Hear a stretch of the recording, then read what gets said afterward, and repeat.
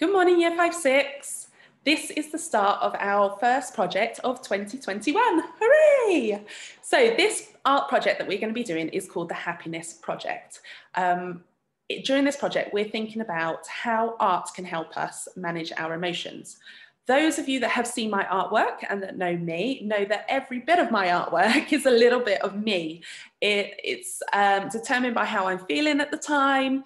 The way that I use the paint, for example, will be very much dependent on how I'm feeling, because every little bit of art that I do is a little bit of my soul. So I want to teach you how to do the same.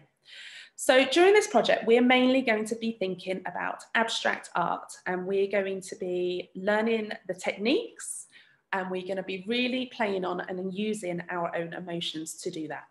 So for this first lesson, you are going to need a large piece of paper. By large, I mean about an A3 piece if you can. Don't panic if you can't find anything that big. It's fine, any bit of paper will do, but the larger it is, the better for you. You'll need a little bit of note paper just to keep note of the different things that I'm going to get you to think about during this and to jot it down so that you can use it at the end. You'll need a writing pencil, and finally you will need colour. Now colour can be whatever you have available. I know it's quite tricky with you being at home, so ideally it would be paint. Those of you that perhaps are budding artists, if you've got acrylic paint, that would be amazing. But don't worry if you don't have any kind of paint at home. There's obviously acrylic, there's poster paint, and there's watercolours. So if you have any of that at home, that would be wonderful. If you haven't though, things like chalks, pastels, crayons, pens, anything that's colourful. So this little picture down here is just a picture I quickly took of some of the things that I have at my studio. So as you can see, I'll be using, you could use a paintbrush, palette knives, sponges, whatever you have available. And if you have nothing available, fingers. Okay, so let's begin. The first part of this lesson is all about you. So in a moment, you're going to pause this video and I want you to just close your eyes and take a moment. You're going to concentrate on your breath. So that means concentrating on the breath going in, so breathe in through your nose and really feel your chest filling up. And if it's a really good breath, you'll actually feel your tummy expanding as well. So I would like you in a moment to pause the video and do 3 long breaths. And all I want you thinking about in that time is your breath. So you can either be saying it in your head, breathing in, breathing out, okay? So in through your nose, out through your mouth, okay? Pause the video now and do that. Okay, so keeping your eyes closed, now that you've had your 3 long breaths, think about how you are feeling right now. There is no right or wrong answer. As I've said to lots of you that have had me in the class before, you cannot get art wrong and you cannot get this wrong, okay? So just take a moment and think about how you feel inside. What emotions can you sense? Do you feel happy or sad, calm or stressed, loving or angry, friendly or alone, confident or shy? And there's many, many, many more emotions. So just take the time and think about how you feel. Remember, your eyes should still be closed. I don't want you distracted by anything that's around you. Just focus on you. If you need to pause this and take a few more breaths, do that now. Right, I'm hoping that you might have a good sense of how you are feeling.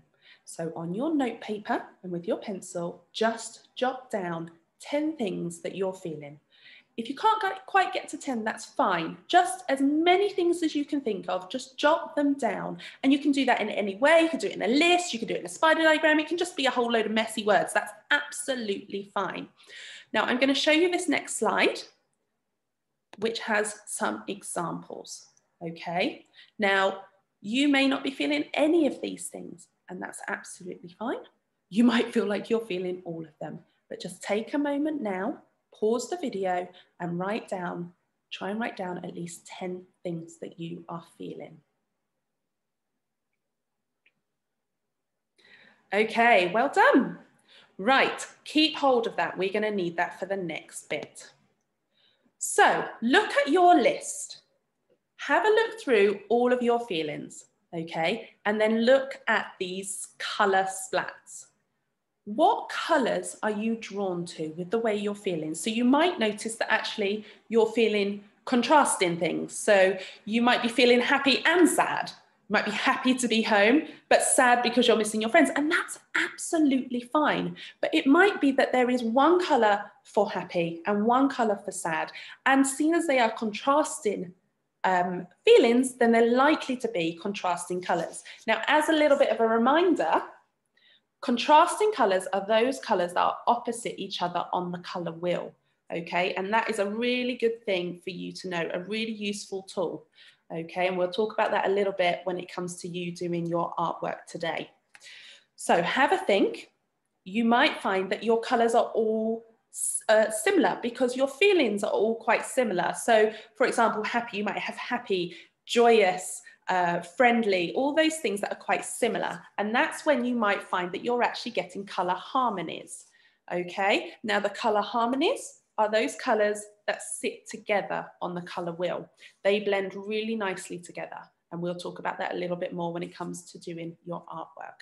So take a moment, pause this video and see if you can think of the colours that might match the way you're feeling and just make a note of them, write them down. Or if you actually have the colour next to you, whatever resources you're using, just scribble it on or put it over the word, however you want to do it. So pause the video now and do that, please. Okay, right, the next part then. This is the emotions wheel. Now, as you can see, it's similar to the colour wheel that I held up a moment ago. And it's just a way of relating certain feelings to colours. As some of you that have had me before know that I know a lot about emotions and the way that they are linked with colours and the way that you can use colour. Perhaps we can go into that a little bit more in the future. So have a look at this colour wheel and have a look at what colours are kind of associated to the feelings. How do they link? So if you have a look at the way it goes round, is it the same as what you've chosen? If it isn't, it really doesn't matter, because remember I said to you on that previous slide, is whatever ones you're connecting with. There's no wrong answer. But those of you that had a little bit of trouble thinking of the colours, this might just help you a little bit, okay? Now, what we're going to do is put all of this together. We are going to create a background. Now, the background is going to be a background that shows our emotions, how we are feeling now. So a background that you might create today might be completely different from how you're feeling tomorrow, and that is fine, absolutely fine. Now, what we're going to be doing, this project is all about you, and this part of the project especially. So using your colour and using whatever you have available, apply that colour to the page. Now, here's lots of examples for you to have a look at. And there are lots of different techniques and lots of different materials that have been used. There's one that's using paint, one that's using pastels, one that's using chalks, one that has kind of shapes in it, some that are just a mashup of colour. However you're feeling, I want you to do that.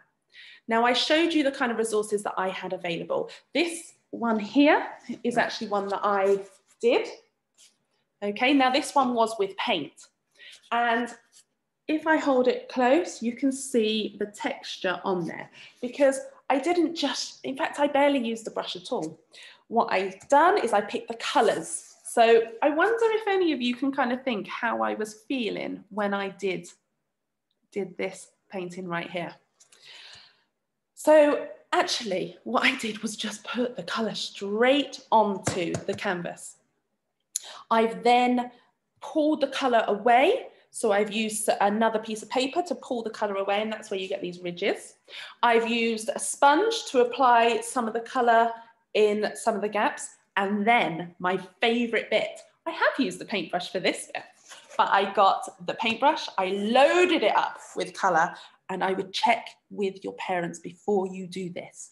And then I splattered it. Now there's two different ways to do that splatting technique. You could either have the paintbrush and just go for it like this, but like I said, do not do that without your parents' permission. And the other option, if you want it a bit more controlled, then you can just tap it onto your hand like this. Please make sure you put an apron on if you are doing that. Now, pastels are another great one, or chalks, because obviously you can actually get your hands in there and blend it. And I mean, that's the same with the paint as well. There's no rules to say that you have to use sponges or paintbrushes or palette knives, okay? You can use your hands. And actually, because this is an emotional background, I want you getting involved with it. A huge part of art is the process. That means the doing of it. Okay, so everything you're feeling, I want you putting on that page. It's so important, okay? This is your base. So this piece of artwork that we're going to be doing through this project it's like a cake. We're layering it. This is the bottom layer. This is how you're feeling now, okay?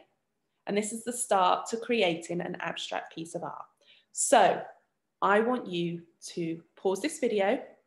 On this slide, here's some inspiration for you, and I want you creating your own with whatever medium you have available, whether it's pastels, so chalk or oil, whether it's just pencils or felt tips or whatever it is you have. Please use it and create.